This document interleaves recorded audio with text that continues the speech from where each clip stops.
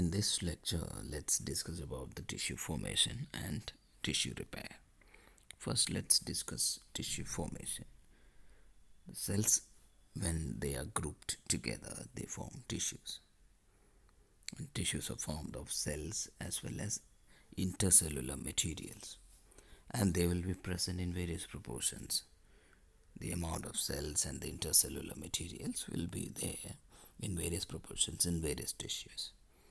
One component of the intracellular material may, may, may be the main component in each of the type of tissues. You can see that the different types of tissues here: connective tissue, epithelial tissue, muscular tissue, and nervous tissue.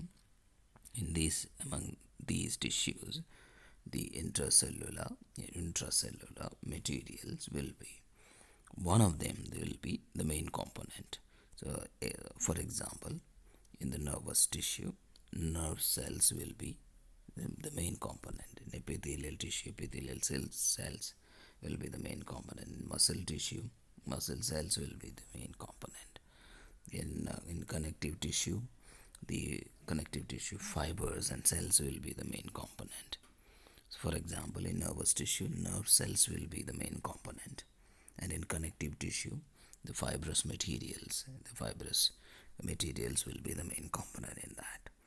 A tissue is described as a group of cells having the structural and functional similarities.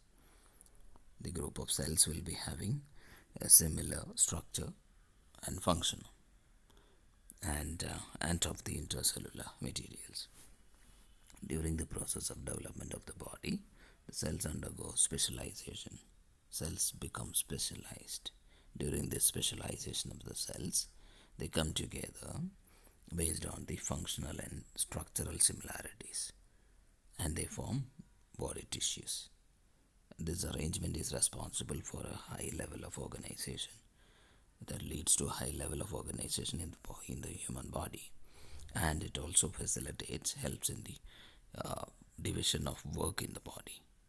Various tissues may perform various functions, and when tissues are assembled in various proportions, they lead to the formation of an organ. You can see that in the diagram. Stomach is an organ consisting of various tissues, which includes smooth muscle tissue, connective tissue, nervous tissue, epithelial tissue. All these, when they come together, they form an organ, stomach. And when tissues are assembled in various proportions, leading to the formation of an organ. The organization of the tissues within an organ determines the structure as well as function of a particular organ. So, how tissues are organized in an organ, that will determine the structure as well as the function of that particular organ. So, millions of cells are being destroyed every minute in an adult. The cells have been replaced continuously by the process of division of cells. The division of cells occurs through the process of mitosis and meiosis, which we have already discussed in earlier lectures. Mitosis and meiosis that help in the increase in the number of cells. So it increases the number of cells from a one cell stage, that is the zygote, to a mature human being having millions of cells in the body. There will be two daughter cells formed through the process of mitosis, and each daughter cell will have 46 chromosomes, and through cell division the genetic material is been distributed equally among the two daughter cells. Meiosis, which is a highly specialized process involving the division of germ cells, gametes, such as spermatozoa in males and ova in females. And during meiosis, the process of meiosis, gametes undergo two nuclear divisions, meiosis 1 and 2, leading to the production of 4 daughter cells in it. And each daughter cell will contain a haploid set, half the number of chromosomes, 23 chromosomes. 23 chromosomes in sperm and 23 in ova, leading to when they fertilize together, forming a zygote containing 46 chromosomes, 23 plus 23 chromosomes. That was about how tissues are formed. Tissues are formed by when the cells are grouped together. Then cells come together, form a tissue, which we have already discussed. Now, tissue repair and regeneration. What happens when tissues are injured? How do they regenerate? How do they repair? That we are going to discuss here. So, tissues of the body have the ability to heal after an injury. They have the ability to heal by itself. So, a mechanism through which the tissues can heal themselves, which is a complex process. Let's try to understand. There are three categories of regenerative events taking place. So, first one is tissue repair, then tissue regeneration, and the third one is tissue replacement. So let's first discuss about the tissue repair. The tissue repair is the restoration of structure and functions of a tissue after an injury, bringing back, restoring the structure as well as the function of a tissue. The tissue repair can be explained with the help of three processes. The three processes involved in the tissue repair: inflammation, proliferation, and remodeling. So we'll discuss first inflammation. Blood leaking from an injured blood vessel undergo coagulation at the site of injury. When there is an injury, there will be rupture to the blood vessels, and the bleeding blood vessel, they will be leaking from the injured blood vessel. And that leaking of the blood can be stopped by clotting, or it is called coagulation. The coagulation promotes the formation of a fibrin network. The network will be formed at the site of bleeding. The fibrin network, in the fibrin network, platelets will rush to the site. Platelets will come together and form a platelet plug. A plug will be formed. A platelet plug will be formed. There are collagen fibers. These fibers, the fibrin network forms a network there, and in that network, platelets will get trapped and forms a platelet plug, and that prevents the further bleeding. The platelet plug further prevents further bleeding, as well as it prevents infection by microorganisms. And during the process, neutrophils and other leukocytes, WBCs and neutrophils, they rush to the site of the injury, and the leukocytes, they destroy any invading pathogenic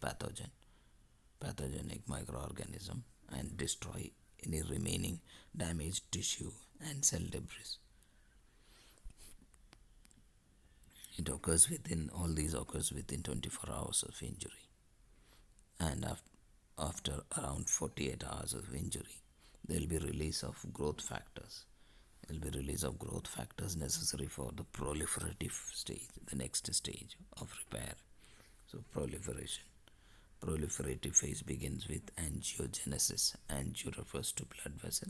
Genesis refers to formation. Here, new blood vessels are being formed at the site of injury. Angiogenesis is a process in which growth factors will promote the development of a new blood vessel.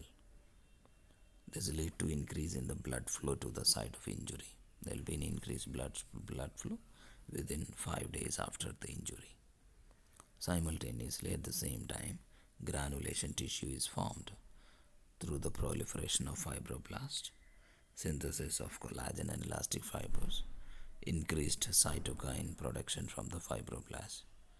So all these processes leading to the formation of a granular tissue, granulation tissue. You can see that here, granulation tissue formed. Another important feature of the proliferation phase is the contraction of the wound itself. The wound will contract at its size, and there will be regrowth of the epithelium.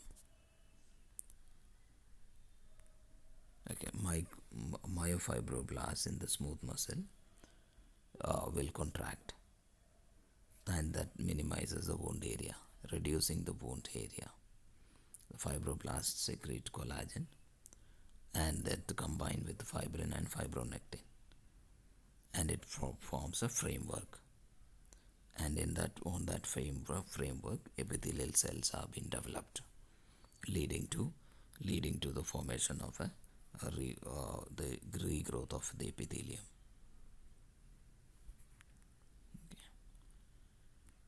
Right. So epithelial cells, they proliferate, they multiply, and migrate over the fibronectin framework and fill the wound area. Wound area is getting filled with the epithelial cells.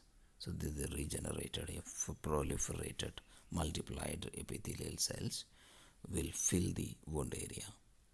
The proliferation is very important for the tissue repair. Next is remodeling. The leukocytes, they begin to leave the wound area. They leave the wound area, and the dilated blood vessels become smaller, and this all happens around 2 weeks after the injury. The granulation tissue is remodeled, is reshaped to form scar tissue. You can see that the scar tissue here. The scar tissue consists of fibroblast, collagen, and elastic tissue. The wound will be filled by a scar, and a new intact dermis will be developed. You can see that here, scar being developed.